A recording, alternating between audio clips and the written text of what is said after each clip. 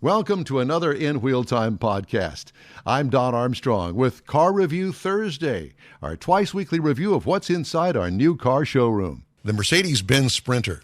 What is it? It's a van, in case you didn't know. It's a big van. Well, this particular one is a 3/4 ton. First, before I get all started into that, the available sizes comes in 4 sizes.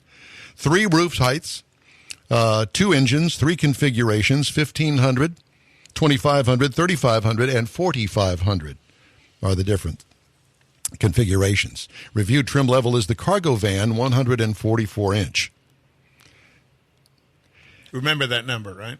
No, it's really not important, but that's what I drove, okay?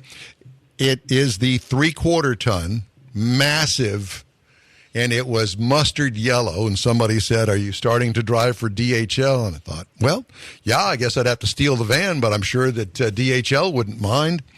This is a cargo van, not a conversion, but it's equipped as a cargo van. In other words, it's got 2 front bucket seats, and that's it. Big empty tunnel in the back of it. Pretty much. And you can stand up in it because it had the extended roof height in it.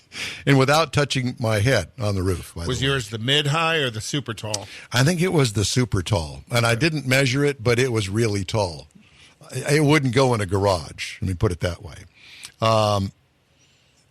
This was obviously built for maximum cargo. And it also comes in the passenger configuration, too, with rows of seats in the back. But anyway, we're going to try to stay on subject here. So for 2019, it has been updated. This is the 3rd generation of the Sprinter. It's a great big box on wheels. What is really remarkable about it is that roof height. It's unbelievably big inside. Side sliding doors are options on this. Yeah, they're options, and we'll get into that in a minute. Sunroof is also an option, and it had it, so you can, I guess, see what you got back there during the daylight hours. What I liked about it were the optional looks and sizes that are available. In other words, they'll make it for you any way that you want it. By the way, the rear doors open 270 degrees.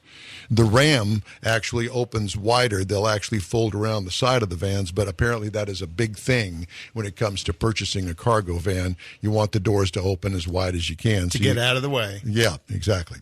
Interior highlights, built-in cleat connections run the length of the floor, along with side tie-downs on the walls of the inside. That's smart. Nice rubber mat in back. That's kind of part of the flooring.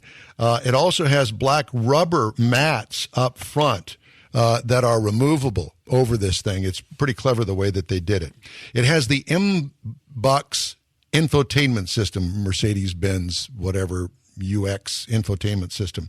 And this is an option. And it also had the optional 10.25-inch screen, which comes in many of the Mercedes-Benz cars, which is what it had in that rocket ship OMG not too long ago. AMG, well, we renamed 45? it, remember? OMG. The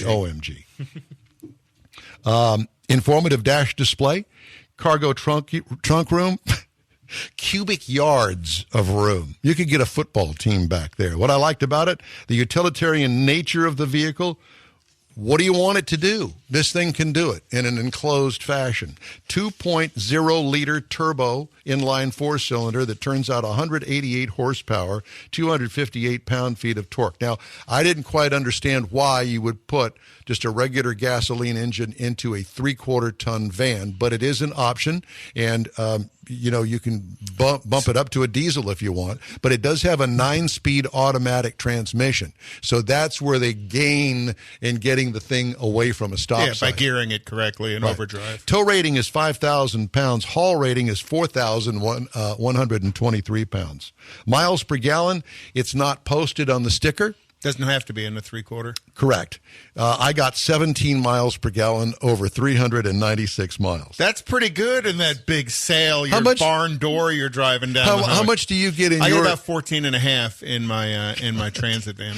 Yeah. But I drive it like I stole it. What I liked about it, it's not a rocket, but the power is matched to the duty. That's what I wrote down here. Ride and handling, turning radius is surprisingly good in this ginormous thing. A ride is actually comfortable. It would be better with a load in the back, but I didn't have, pallet full of bricks or something back there. I would have liked to have driven it that way. Base trim price is only $34,990. Prices tested, $55,833. Yowzers. It has $20,000 in options. Base model price is $33,790. It competes against the Ford Transit. That price is $33,135. The GMC Chevy Express thing. Yeah, but not really, because I wouldn't put the Chevy Express, though it's a van, in the same category as that. Well, it is thrown into the same category, and its price is $31,900. It's old school. The Ram ProMaster is $30,195 in that class. Chauffeur, delivery, passenger configurations, whatever you want to do. You want to customize it and make a plumbing van out of it, you can do that. But I want you to look at this. You can't see it out there in Facebook land or on our video. Those are all options. Oh, my God. All of that is options. And then they have option packages, including the Comfort Package 2, the Driver Convenience Package, the Premium Package, the Premium Plus Package, the Cargo Convenience Package, Chrome Grill Package, and the Comfort Plus Package. Oh, my gosh. That's a lot. So was it comfortable? It was actually comfortable, but boy, was it big. How did you feel riding so high and so vertical I behind actually that big piece of glass? actually liked it. It was kind of like driving a bus, but I actually liked the van a lot. Yeah, I like my Transit. I mean, it's my daily almost. Well, that's the review of our Mercedes-Benz Sprinter. Hey, thanks for checking us out.